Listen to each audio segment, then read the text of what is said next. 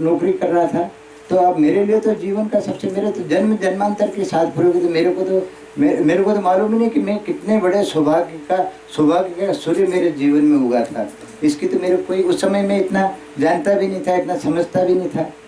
तो उस समय मैं जो है ये कल्पना भी नहीं कर सकता था कि भाई मैं कितना बड़ा सौभाग्य। लेकिन आज मैं देखता हूँ तो मेरे अनंत जन्मों के जो पुण्य फल होंगे या जो भी कुछ होंगे वो फलीभूत हुए, और आज मुझे प्रभु के चरणों में पहुँचने का अवसर मिला। इससे बड़ा सौभाग्य क्या होगा। लेकिन प्रभु ने कहा कि ना अपने वाणी ने नौकरी नहीं। देखो भक्त के प्रति कितनी चिंता, उनका चिंतन कैसा कि भक्त के लिए कितना चिंतन करते थे कि ना अपने तो साल एक भर हो गया मेरे को वहाँ पर काम करते करते कॉलेज में। तो भगवान ने कहा कि ना अपने वाणी ने नौकरी नहीं करवानी, आपने तो गवर्नमेंट कॉलेज में अप्लाई करवाना। तो मेरे को राजस्थान पब्लिक सर्विस कमीशन में और MP के पब्लिक सर्विस कमीशन में अप्लाई करवाया कि आप अप्लाई करो। तो राजस्थान का इंटरव्यू आया, तो उसमें लिखा कि आप अपने कॉलेज से NOC लाओ, नो ऑब्जेक्शन सर्टिफिकेट लाओ। कॉलेज से लिखवा करके लाओ कि भाई ये इंटरव्यू देने के लिए आ रहे हैं, हमको कोई ऑब्जेक्शन नहीं। तो क्या अपने रेवा दो, अपने नहीं जवान, उसका कैंसिल कर दिया कि NOC मांग रहा, जवा दो, अपने नहीं करो। फिर MP का इंटरव्यू आया, तो MP के इंटरव्यू में ऐसी कोई कंडीशन नहीं थी। तो फिर जो है क्या हुआ कि अब देखिए मेरे को पर्सनल बातें बहुत सारी करना पड़ रही है। आप लोगों को लगेगा कि सबसे पर्सनल पूछते हो तो करना पड़ेगा। अब आपको ऐसा लगेगा कि देखो ये अपनी कथा बांटने लग गए। सबसे पूछते हो तो आपको भी करना पड़ेगा। करना पड़ेगा।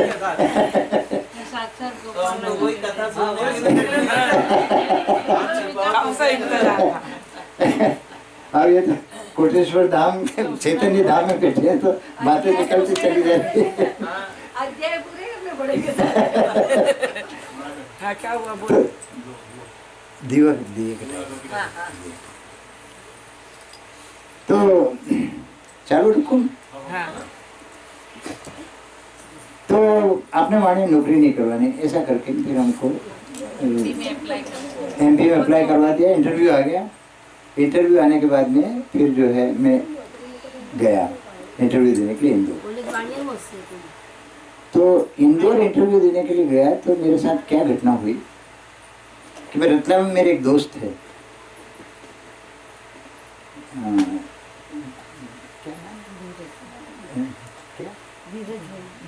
धीरज भाई करके, धीरज भाई हमारे बड़े फ्रेंड थे। मैं उनके यहाँ पर रुका और वो फिर मेरे को, मैं इंदौर जा रहा था तो मेरे को छोड़ने के लिए आए। तो उस समय क्या था कि 100 रुपये बहुत बड़ी बात होती थी। 66 की बात है, 66 की। तो मेरे पास कोई 100 रुपये और कुछ थोड़ा बहुत चेंज था। तो हम रतलाम स्टेशन पर गाड़ी में बैठने के लिए गए। तो गाड़ी आ गई थी, गाड़ी दिख गई, यानी स्टेशन से वो रेलवे की गेट में होकर के स्टेशन में जाना पड़ता था। और उन्होंने देखा गाड़ी खड़ी है, तो मैंने 100 का नोट निकाल करके उनको दिया और कहा कि यार आप टिकट लाओ, मैं गाड़ी में बैठता हूँ। अब वो गए टिकट लेने के लिए और मेरी गाड़ी चल दी। तो अच्छा, मेरे पास बहुत ज़्यादा पैसे भी नहीं थे उस समय, इतना तो अब गाड़ी चल दी। तो अब मैं जो है वैसे ही नर्वस टेम्परामेंट का था, मैं बहुत नर्वस हो जाता हूँ जरा सी बात पर। तो मैं बहुत नर्वस लग रहा था, कुछ थोड़ा पसीना भी हो रहा होगा, बेचैन हो रहा होगा, कुछ ऐसा चल रहा होगा कुछ न कुछ। तो मैं कुछ स्टेशन गाड़ी आगे बढ़ी, उसके बाद कोई एक पुलिस वाला आदमी आकर के मेरे पास बैठा और उसने मेरे को बड़े प्यार से पूछा, क्या बात है, कुछ परेशान दिख रहे हैं? तो उसने इतना प्यार से पूछा तो मेरा भी दिल खुल गया उसके सामने कि भाई साहब इसी तकलीफ में पड़ गया, क्या कोई बात नहीं। उसने शांति, कोई बात नहीं।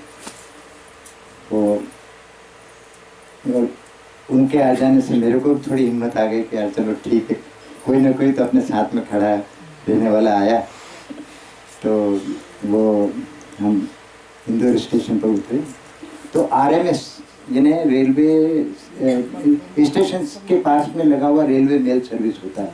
रेलवे की डाक का जो विभाग होता है, रेलवे डाक का, उसको RMS बोलते हैं, रेलवे मेल सर्विस। तो रेलवे मेल सर्विस की बिल्डिंग से उन्होंने कहा कि आप चलो, आप इधर से चलो।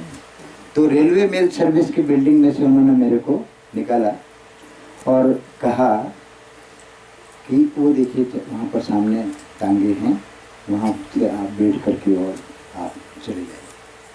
तो मैं तो थोड़ा परेशान था। मैंने कहा तो एक तो सबसे बड़ी राहत तो ये हो गई कि अपन स्टेशन से निकल गए, आपने किसी ने पकड़ा नहीं, और ये आपने को निकाल दिया, तो मैं बहुत थोड़ा हल्का और बड़ा प्रसन्न, तो मैं एकदम टांगे की तरफ बढ़ा। मैंने उनको मुड़ करके धन्यवाद देने की जरूरत भी नहीं समझी। मेरे को तो लगा कि चलो आपने तो लाठी खोल गई। तो फिर टांगे के पास जा करके मेरे को ख्याल आया कि अरे मैं उनको कुछ बोलूं तो सही। तो मैंने देखा तो पता नहीं वो कहाँ गए कहाँ नहीं गए, मेरे को कुछ दिखा नहीं। फिर मैं जो है वहाँ गया। भरूच में क्या हुआ था? भरूच में गोपाल ने कह दिया था। क्या कहा? गुलाब बना हाँ कि तुम्हारे साथ क्या हुआ था? आपने कब मेरे को मालूम, तो गुलाब बन का था, पुलिस आई थी। हाँ, पुलिस के रूप में छोटे बाप जी को भेजा। फिर बाद में वहाँ बता दिया। बाद में गुलाबा ने कहा था कि पुलिस आया था ना, कि आज उनके साथ ऐसा हुआ है। हाँ। वहाँ बता दिया वो ये थे तो गुलाब કહી દીધું એમ કે એમની સાથે એમની જોડે આવું બન્યું છે આજે, કે એમની ટિકિટ તઈ રહી ગઈ છે, તો બાપજીને જવું પડ્યું પોલીસ બનીને, પોલીસ વાળો બનીને જવું।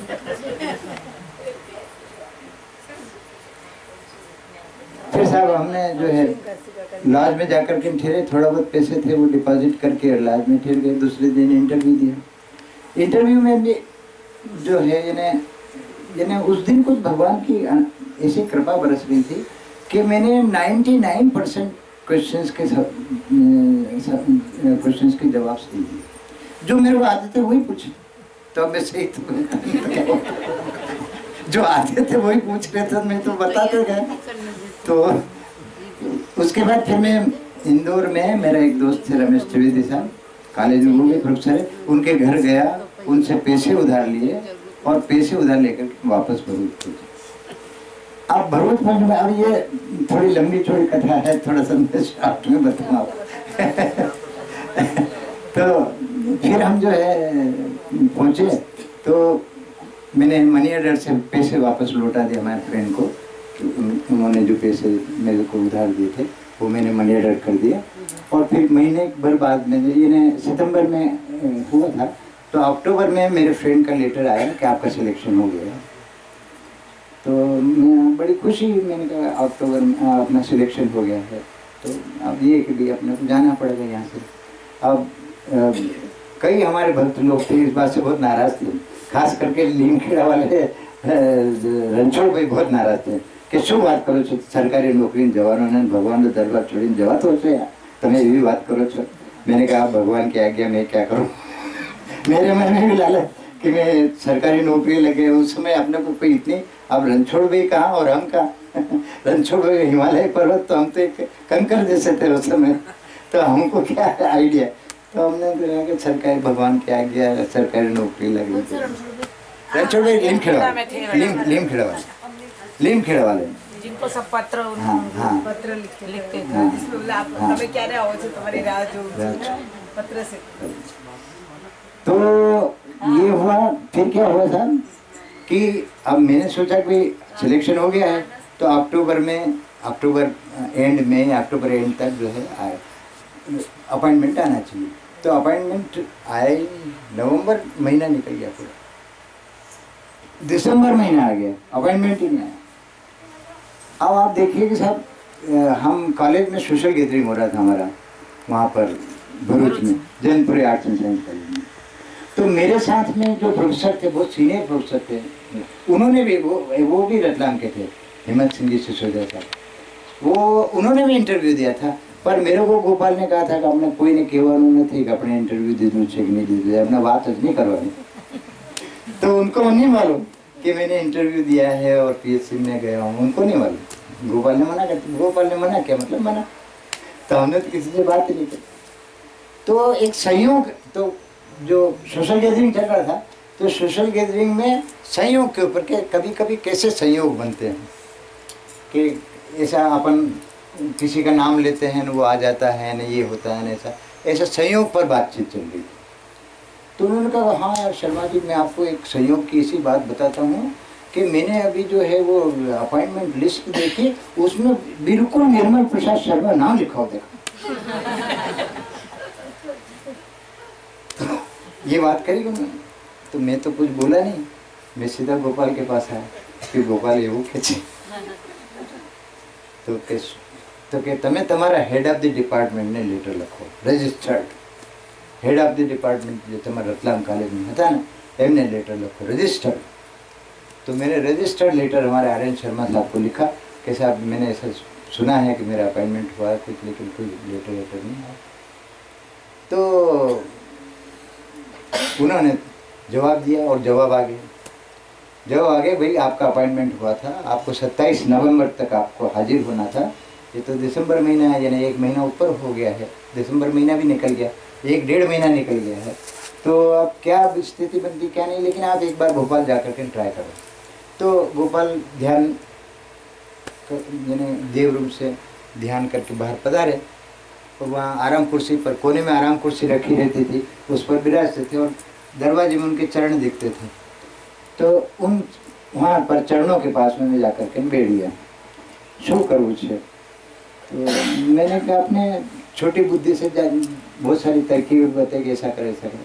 उन्होंने कहा ना તમે આપણે કંઈ નથી કરવું, તમે સીધા મોટા ભાઈ પાસે જાઓ, मोटा भाई जी के ये तुम्हारे करवाना। तो मैंने कहा ठीक है, अब प्रभु के आगे वहाँ गए। तो वहाँ जा कर के फिर उन्होंने नंदलाल जी बैरागी साहब को बुलाया और स्कूल से उनका टेकरी पर उनका स्कूल और मकान था। तो टेकरी से हम उतर रहे थे तो मोटा भाई ने कहा कि देखो निर्मल भाई, आपको वहाँ से भेजा है और प्रभु ने आपको ये कहा है कि तुम जाओ और ये करो। ये 303 की गोली है, ये कभी खाली नहीं जाएगी, ये आपका काम 100% होने वाला है। तो मैंने कहा ठीक है ऐसा काम है। फिर हम गए, फिर हमारा अपॉइंटमेंट वहाँ कहा सुना। तो क्या हुआ था कि हमारे गांव का नाम है करवड़, के और उसका स्पेलिंग लिखा था KARW। हमने गांव का पता दिया था, गोपाल ने कहा था कि अपने गांव का एड्रेस दो। तो गांव का एड्रेस दिया था, तो KARWAD करवड़ की स्पेलिंग।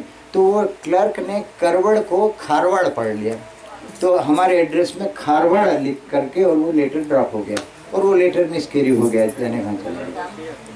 हाँ, तो मिला नहीं। फिर वो हमको अपॉइंटमेंट लेटर दे दिया और पौष पूर्णिमा के दिन मेरे को वो अपॉइंटमेंट लेटर मिला वहाँ पर भोपाल में। और फिर हम जो है 15 जनवरी को लेटर मिला और हम आए। अब आने के बाद में जो एक बड़ा इंटरेस्टिंग ये घटनाक्रम बना कि हमने प्रिंसिपल को कहा कि मैं ऐसा हो गया है और आप हमको रिलीव करो। तो प्रिंसिपल ने रिलीव करने से मना कर दिया कि नहीं, हम आपको अभी रिलीव नहीं करेंगे। धार कॉलेज लेटर भी लिख दिया अच्छी तारीफ करते हुए कि बहुत अच्छे हैं और ये है और वो है और हम इनको अभी रिलीव नहीं करेंगे और जो है हम मार्च में रिलीव करेंगे, इसलिए हम इनको आप मार्च तक का एक्सटेंशन दे। तो मार्च तक का एक्सटेंशन जो है कॉलेज थोड़ी दे सकता, वो तो डिपार्टमेंट का है, वहाँ तो भोपाल से होता था। तो ऐसा तो प्रिंसिपल बिल्कुल अड़ गया कि रिलीव नहीं करना।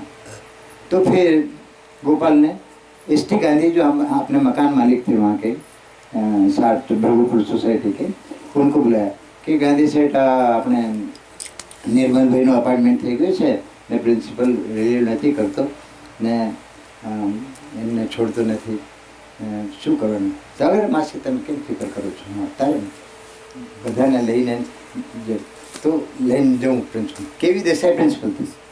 तो वो जो है पूरे जो कॉलेज का जितना ट्रस्ट के जितने मेंबर्स थे सब के सबको लेकर के और वो केवी देसाई के बंगले पर मेरे को साथ में ले गए और कहा के એમના વતનમાં થઈ ગયું છે તેમને રિલીવ કરી દો સાહેબ हाँ तो उन्होंने बिल्कुल राजनीतिज्ञ जैसा जो हाँ साहब ऐसा कर